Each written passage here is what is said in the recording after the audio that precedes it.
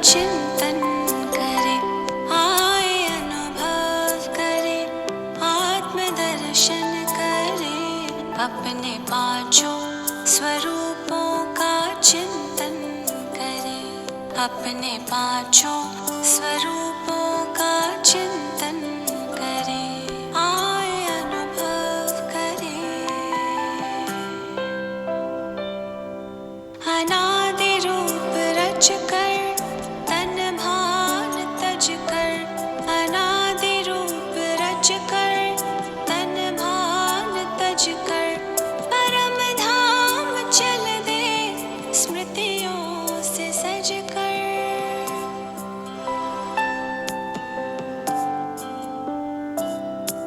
प्रभु पास आकर किरण में नहाकर, उन सा बने यादों में हम समा कर।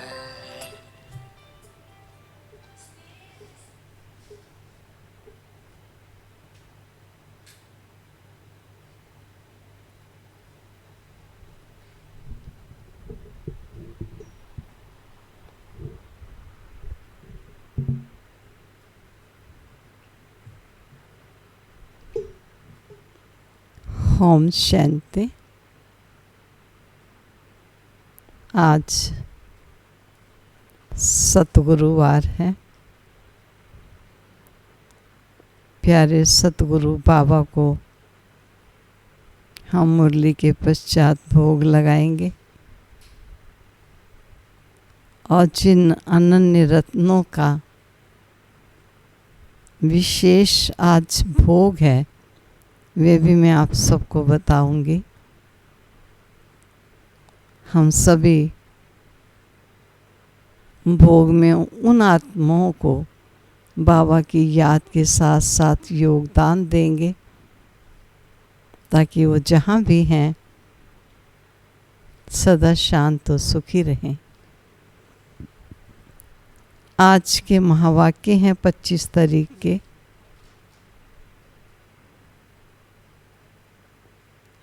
महावाक्यों का सार है, मीठे बच्चे, बेहद के सुखों के लिए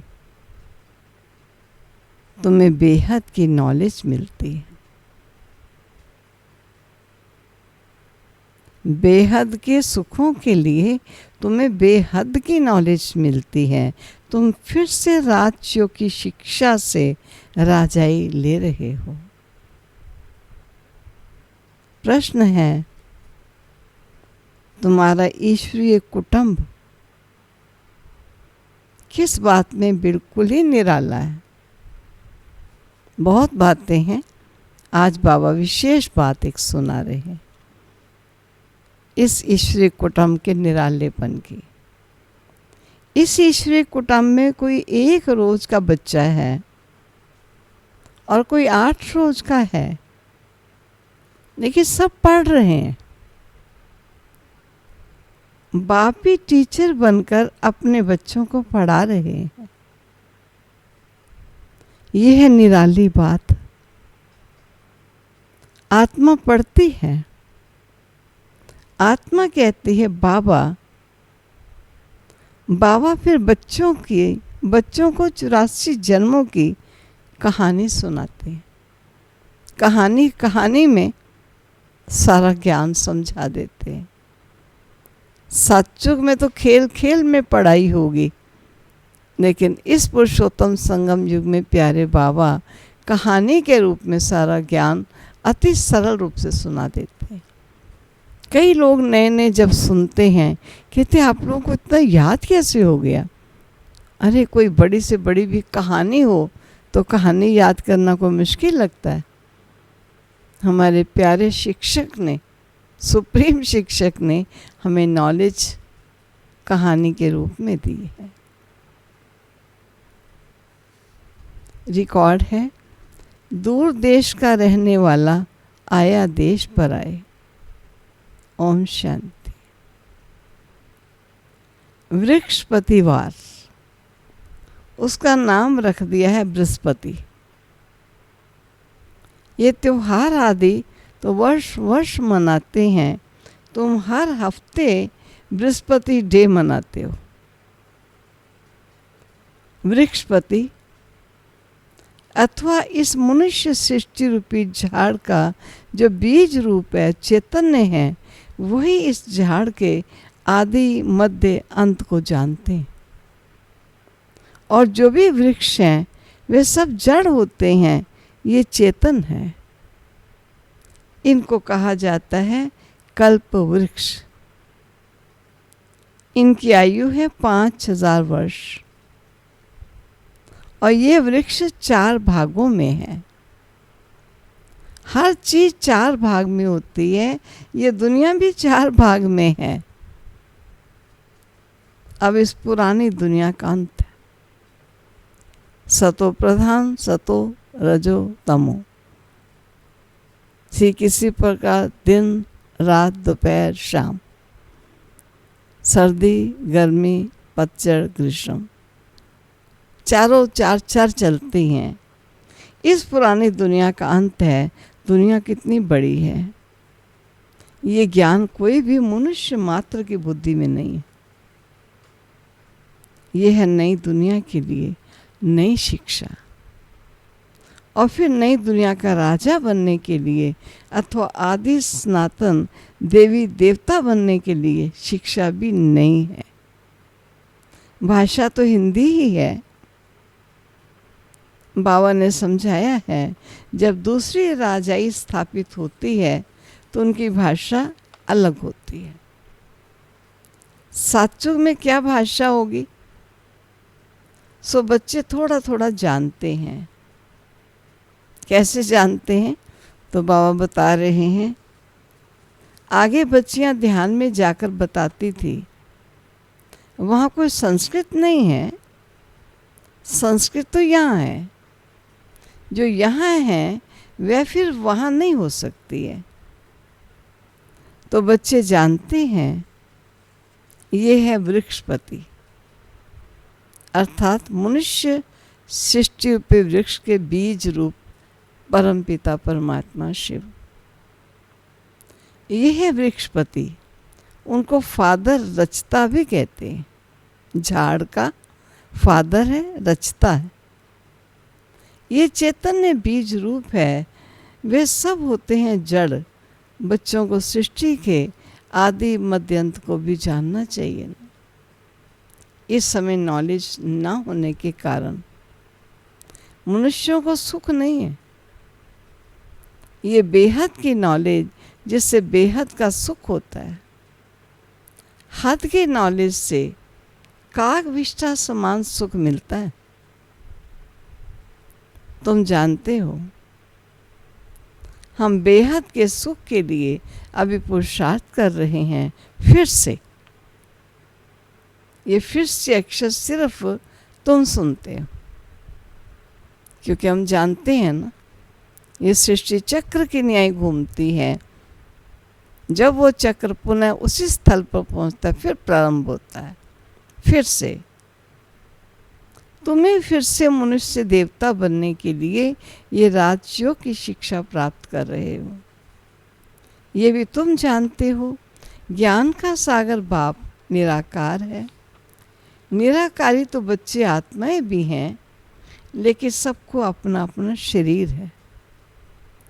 इनको अलौकिक जन्म कहा जाता है, और कोई मनुष्य ऐसे जन्म ले नहीं सकते जैसे ये लेते हैं। और इनकी भी वानप्रस्थ अवस्था में शिव बाबा प्रवेश करते हैं। बच्चों को सन्मुख बैठ समझाते हैं, और कोई आत्माओं को बच्चे बच्चे कह न सके। कोई भी धर्म वाला हो, जानते हो शिव बाबा हम आत्माओं का बाबा है, वे तो जरूर बच्चे बच्चे ही कहेंगे ना। बाकी कोई भी मनुष्य आत्मा को ईश्वर नहीं कह सकते, बाबा नहीं कह सकते हैं। ये तो गांधी को भी बापू जी कहते थे। म्यूनिसिपैलिटी के मेयर को भी फादर कह देते हैं, परंतु वे फादर हैं सब देहधारी। तुम जानते हो, हम आत्माओं का बाप हमको पढ़ाते, और बाबा घड़ी घड़ी कहते हैं अपने को आत्मा समझो। ये बाप आकर पढ़ाते हैं, आत्माओं को पढ़ाते हैं। पढ़ाते भी बाप हैं, पढ़ाते भी आत्माओं को हैं। ये ईश्वरीय कुटुंब है। बाप के इतने ढेर बच्चे हैं, तुम भी कहते हो बाबा हम आपके हैं। तुम बच्चे हो गए, कहते बाबा हम 1 रोज का बच्चा हूँ, हम 8 रोज का बच्चा हूँ, मास का बच्चा हूँ। पहले जरूर छोटा ही होगा, भले 2-4 दिन का बच्चा ही है, परंतु ऑर्गन्स तो बड़े हैं ना। यहाँ तो ऑर्गन्स बड़े हैं ना, इसलिए सब बड़े बच्चों को पढ़ाई चाहिए, चाहे वो 1 दिन का है या 8 साल का है। जो भी आते हैं सबको बाप पढ़ाते हैं, और तुम भी पढ़ते हो। बाप के बच्चे बने, फिर बाप समझाते हैं तुमने 84 जन्म कैसे लिए। बाप कहते हैं मैं भी बहुत जन्मों के अंत में इनमें प्रवेश करता हूँ और फिर पढ़ाता हूँ। बच्चे जानते हैं यहाँ हम बड़े से बड़े टीचर के पास आए हैं, जिससे फिर ये टीचर्स निकलते हैं, जिनको पंडे कहते हैं। वह भी सबको पढ़ाते रहते हैं, जो जो जानते जाएंगे पढ़ाते रहेंगे। पहले पहले तो समझाना ये है, क्या 2 बाप है ना, एक लौकिक और दूसरा परलौकिक। बड़ा तो जरूर परलौकिक बाप हो गया, जिसको भगवान कहा जाता है। तुम जानते हो अभी हमको परलौकिक बाप मिला है, और किसी को पता नहीं है, धीरे धीरे जानते जाएंगे। और तुम बच्चे जानते हो, क्या जानते हो कि हम आत्माओं को बाबा पढ़ाते हैं। हम आत्माएं ही एक शरीर छोड़कर फिर दूसरा शरीर लेते हैं, ऊंचे से ऊंचा देवता बनेंगे। ऊंचे से ऊंचा बनने के लिए आए हैं। कई बच्चे चलते चलते ऊंचे से ऊंची पढ़ाई को छोड़ देते हैं। किसी ना किसी बात में संशय आ जाता है, या माया का कोई तूफान सहन नहीं कर सकते हैं, काम महाशत्रु से हार खा लेते हैं। इन्हीं कारणों से पढ़ाई छूट जाती। काम महाशत्रु के कारण ही बच्चों को बहुत सहन करना पड़ता है। बाप कहते हैं कल्प कल्प तुम अबलाएं माताएं ही पुकारती हो, कहते बाबा हमको नगन होने से बचाओ। बाप कहते हैं याद के सिवाय और कोई रास्ता नहीं है।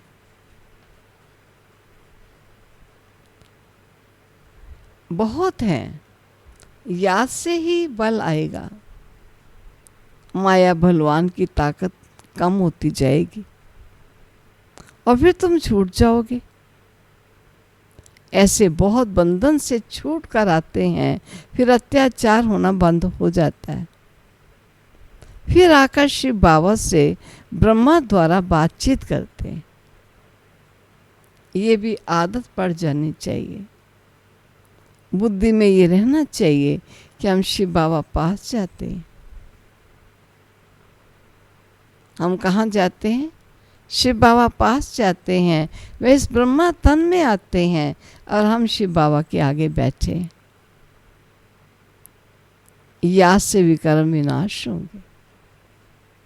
अपने को आत्मा समझ बाबा को याद करना, यही शिक्षा मिलती है। बाप से मिलने आओ तो भी अपने को आत्मा समझो। आत्म अभिमानी भव, ये ज्ञान तुमको अभी मिलता है। ये है मेहनत। उस भक्ति मार्ग में कितने वेद शास्त्र आदि पढ़ते हैं, ये तो एक ही मेहनत है, सिर्फ याद की। ये बहुत सहज से सहज है और बहुत डिफिकल्ट भी है। बाबा को याद करना, इससे सहज कोई बात होती नहीं है। बच्चा पैदा हुआ, मुख से बाबा बाबा निकलेगा ना, तो बच्चों के मुख से माँ निकलेगा। आत्मा ने फीमेल का शरीर धारण किया है, फीमेल माँ के पास ही जाएगी, और बच्चा अक्सर करके बाप को याद करता है, क्योंकि वर्षा मिलता है ना। अभी तुम आत्माएं तो सब बच्चे हो, तुमको वर्षा मिलता है बाप से, आत्मा को बाप से वर्षा मिलता है, याद करने से वर्षा मिलता है। देह अभिमानी होंगे तो वर्षा पाने में मुश्किलात होगी। बाबा कहते हैं मैं बच्चों को पढ़ाता हूँ, बच्चे भी जानते हैं हम बच्चों को बाप पढ़ाते हैं। ये बातें बाप के सिवाय कोई बता नहीं सकता। उनके साथ ही भक्ति मार्ग में तुम्हारा प्यार था, तुम सब आशिक थे उस माशूक के। सारी दुनिया आशिक है एक माशूक के। परमात्मा को सब परम पिता कहते हैं। बाप को आशिक नहीं कहा जाता। बाप समझाते हैं तुम भक्ति मार्ग में आशिक थे, अभी भी हैं बहुत, परंतु परमात्मा किसको कहा जाता है इसमें बहुत मूंझते हैं। गणेश हनुमान आदि को परमात्मा क्या एकदम सूत मुंझा दिया है, सिवाय एक के कोई ठीक कर नहीं सकता, कोई की ताकत नहीं है। बाबा आकर बच्चों को समझाते हैं, बच्चे फिर नंबरवार पुरुषार्थ अनुसार समझते हैं और समझाने के लायक बनते हैं। राजधानी स्थापित हो रही है, हो बहो कल पहले मिसल तुम यहाँ पढ़ते हो, फिर प्रारब्ध नई दुनिया में पाएंगे, उनको अमर लोग कहा जाता है। तुम काल पर विजय पाते हो, वहाँ कभी अकाली मृत्यु होती नहीं है, नाम ही स्वर्ग है। तो तुम बच्चों को इस पढ़ाई में बहुत खुशी होनी चाहिए। बाप की याद से बाप की प्रॉपर्टी भी याद आएगी। सेकंड में सारे ड्रामा का ज्ञान बुद्धि में आ जाता है। मूल वतन, सूक्ष्म वतन, स्थूल वतन, 84 का चक्र, बस ये नाटक सारा भारत पर ही बना हुआ है, बाकी सब है बाई प्लॉट्स। बाप नॉलेज भी तुमको सुनाते हैं। तुम्हें ऊंचे से ऊंचे फिर नीचे बने हो, डबल सिर ताज रहो और फिर बिल्कुल ही रंक बन जाते हो। अब भारत रंक भिखारी है, प्रजा का प्रजा पर राज्य है। सतयुग में था डबल सिर ताज, महाराजा महारानी का राज्य, सब मानते हैं। आदि देव ब्रह्मा को नाम बहुत दिए हैं, महावीर भी उनको कहते हैं, महावीर हनुमान को भी कहते हैं। वास्तव में तुम बच्चे ही सच्चे सच्चे महावीर हनुमान हो, क्योंकि तुम योग में इतना रहते हो जो माया के भले कितने भी तूफान आए लेकिन तुम्हें हिला नहीं सकते। तुम महावीर के बच्चे महावीर बने हो क्योंकि तुम माया पर जीत पाते हो। 5 विकार रूपी रावण पर हर एक जीत पाता है। एक मनुष्य की बात नहीं, तुम हर एक को धनुष तोड़ना है, अर्थात माया पर जीत पानी है। इसमें लड़ाई आदि की तो कोई बात ही नहीं। यूरोपवासी कैसे लड़ते हैं? भारत में कौरवों और यवनों की लड़ाई है। कौरव और यवन गाया भी हुआ है। रक्त की नदियां बहती हैं, दूध की भी नदियां बहेंगी।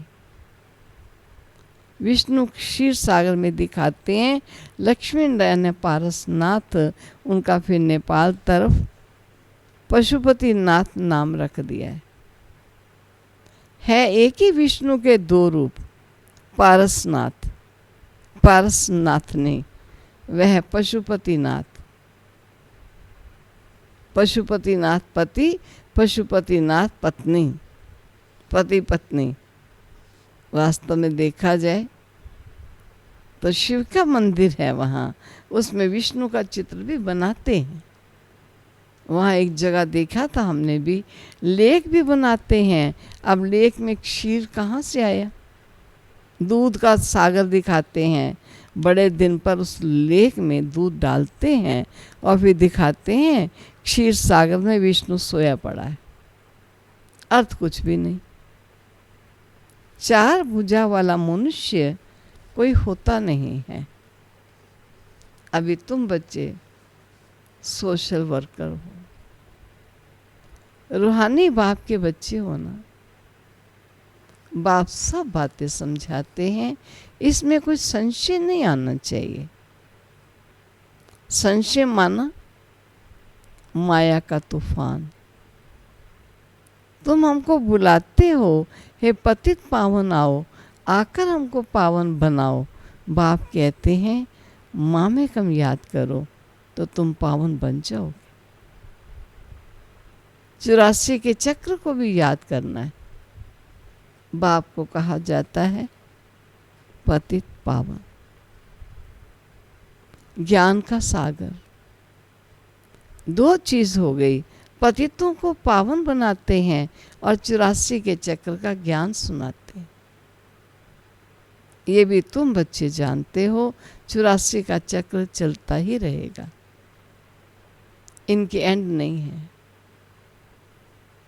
ये भी तुम नंबरवार पुरुषार्थ अनुसार जानते हो। बाबा कितना मीठा है, उनको पतियों का पति भी कहते हैं, बाप भी है। अब बाप कहते हैं मेरे से तुम बच्चों को बड़ा भारी वर्षा मिलता है, परंतु ऐसे मुझ बाप को भी फारखती दे देते। ये भी ड्रामा में नूंद है। पढ़ाई को छोड़ देते हैं, गोया फारखती दे देते हैं। कितने बेसमझ हैं जो अक्लमंद बच्चे हैं, वह सहज ही सब बातों को समझकर दूसरों को पढ़ाने लग जाएंगे। वे फौरन निर्णय लेंगे उस पढ़ाई से क्या मिलता है और इस पढ़ाई से क्या मिलता है, क्या पढ़ना चाहिए। बाबा बच्चों से पूछते हैं, बच्चे समझते भी हैं कि पढ़ाई बहुत अच्छी है, फिर भी कहते क्या करें, जिस्मानी पढ़ाई नहीं पढ़ेंगे तो मित्र संबंधी आदि नाराज होंगे। बाप कहते हैं दिन प्रतिदिन टाइम बहुत थोड़ा होता जाता है, इतनी पढ़ाई तो पढ़ नहीं सकेंगे। बड़े जोर से तैयारियां हो रही हैं, हर प्रकार से तैयारी होती है दिन प्रतिदिन। एक दो में दुश्मनी बढ़ती जाती है। कहते भी हैं ऐसी ऐसी चीजें बनाई हैं जो फट से सबको खलास कर दे। तुम बच्चे जानते हो ड्रामा अनुसार अब लड़ाई लग नहीं सकती, राजाई स्थापित होनी है। तब तक हम भी तैयारी कर रहे हैं, ये भी तैयारी करते रहते हैं। तुम्हारा पिछाड़ी में बहुत प्रभाव निकलने का है, गाया भी जाते आहो प्रभु तेरी लीला। ये इसी समय का गायन, ये भी गाया हुआ है तुम्हारी गतमत न्यारी है। सब आत्माओं का पाठ न्यारा है। अभी बाप तुमको श्रीमत दे रहे हैं कि मामे कम याद करो तो विकर्म विनाश होंगे। कहाँ श्रीमत, कहाँ मनुष्यों की मत। तुम जानते हो विश्व में शांति सिवाय परम पिता परमात्मा के कोई कर नहीं सकता।